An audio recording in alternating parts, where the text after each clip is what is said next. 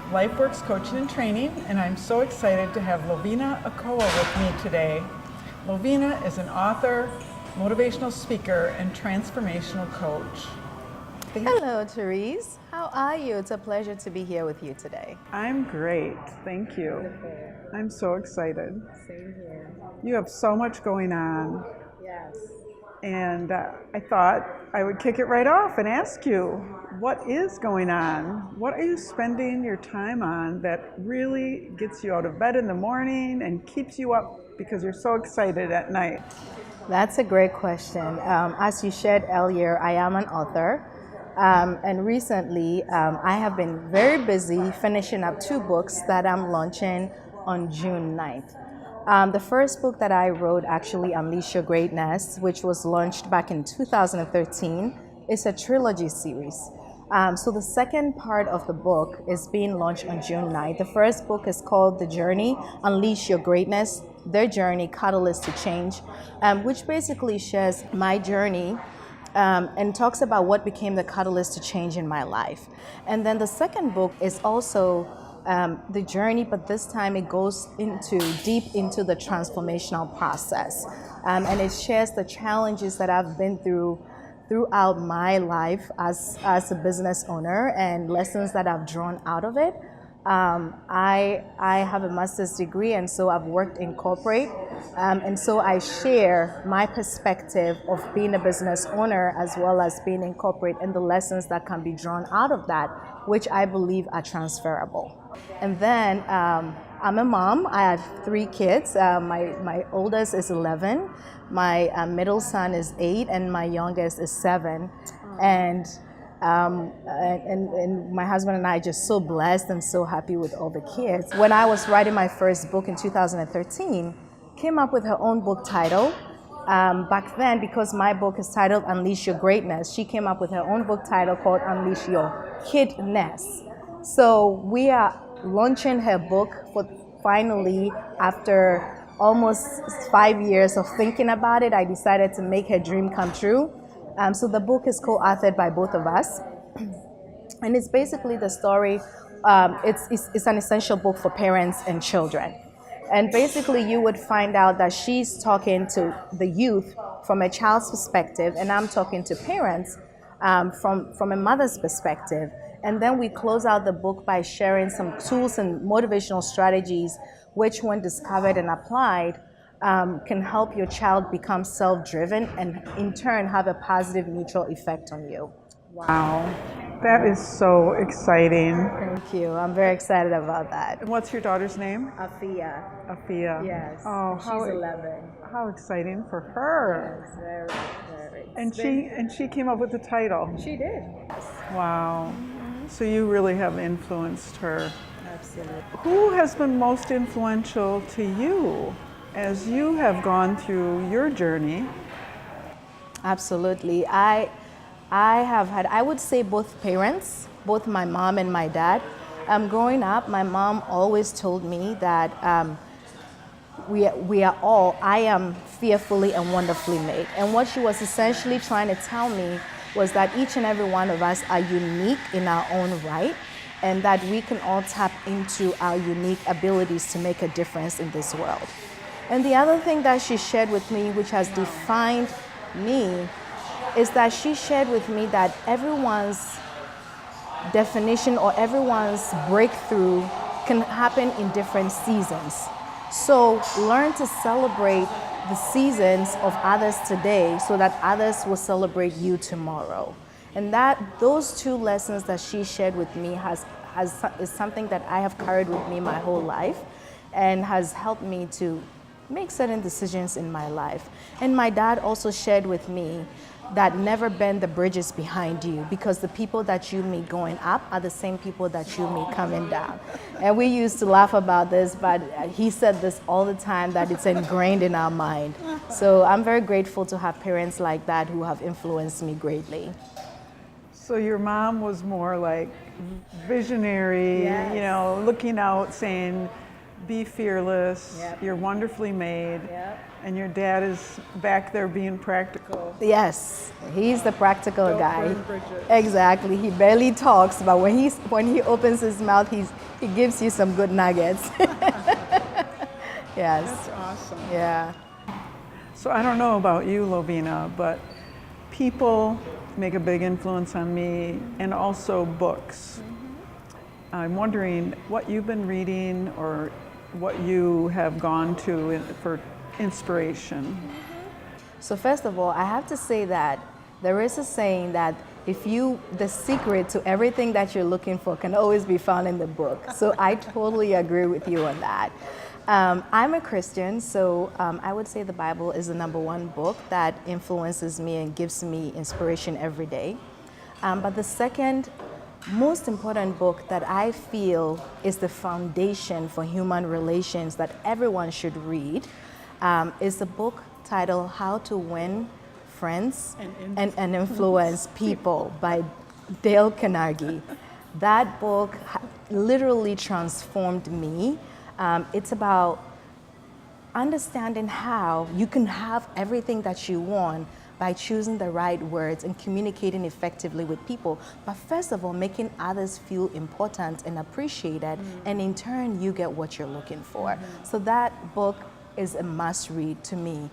Everyone needs to read that book. The second book that I read, which also changed the power of my mind, because I'm very interested in how the mind works, is The Secret, The Law of Attraction.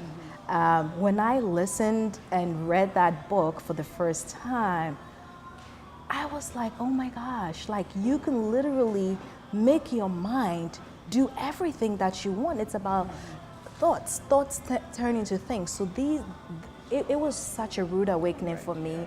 And since then, I've been really practicing, self-affirmations and all these different types of things to change the way my mind perceives things. It's about, first of all, deciding what you want, seeing it happen, and watching it come to fruition for you.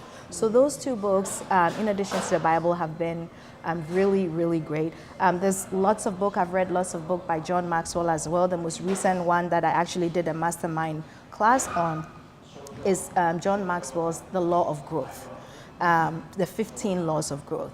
And he talks, he goes through different laws, and just to mention a few, one of them is about being intentional about growing. I think a lot of us don't think that you have to be intentional about your growth, and also creating awareness about who you are and what you're good at and what you know that you need to grow at, because we have to be truthful to ourselves. And then the law of the mirror, being able to look at yourself in the mirror and see who you are. So there's different laws in there, and all those I believe are very important for all of us if you are an individual who is leaning more towards a growth mindset more than a fixed mindset. Right. So, yeah. Wow. That was a lot of information. Yes. And all really good stuff. Thank you. I know one of the things I work on with my clients is their own personal brand. And you just reminded me of that, how you want to show up. Be intentional. And one of the questions I ask clients, people, is how do you want others to feel when they leave your presence? Exactly.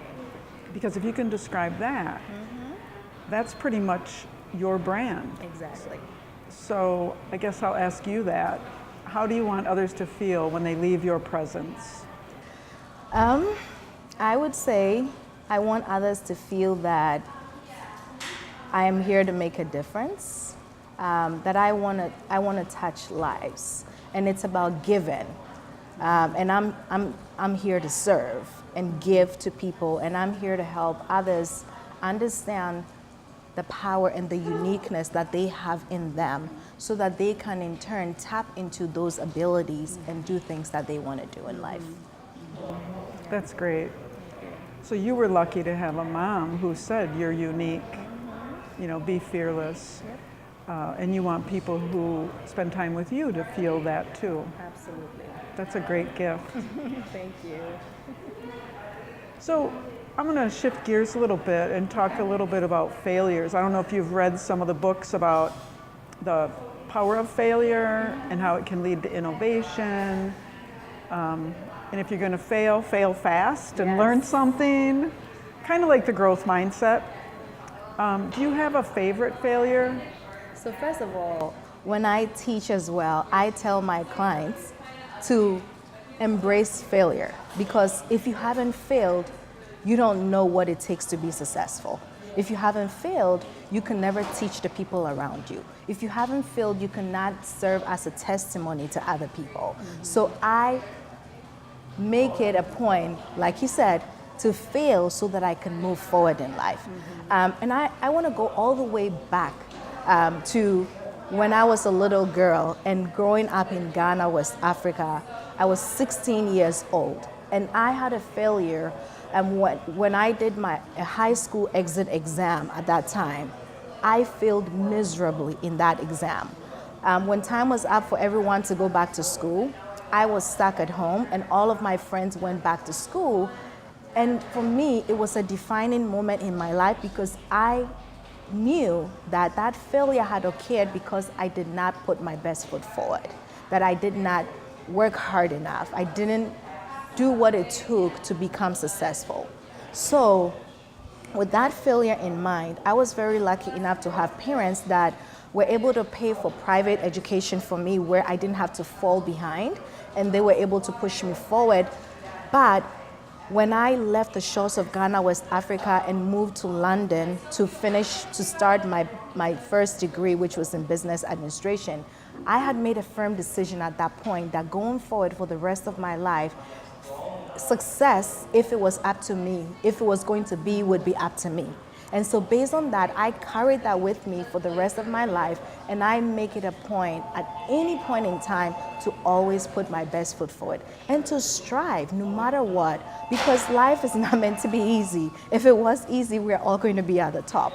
So that's been my philosophy in life now. So again, very intentional about Exactly. what you wanted and how you were going to get there. Absolutely. That's great. That's great. So it sounds like education's been important to you. What else have you spent time on that was a really good investment? Time or money or energy? That's a good question. So about 8 years ago, when I started my business, I was working full-time at that point, and it required me to come up with a small amount of money, only $500 that I needed to put in to invest in my business. Now, Therese, at that point, I was working full-time, but I couldn't even afford to come up with that $500. So I had to put that money on my credit card.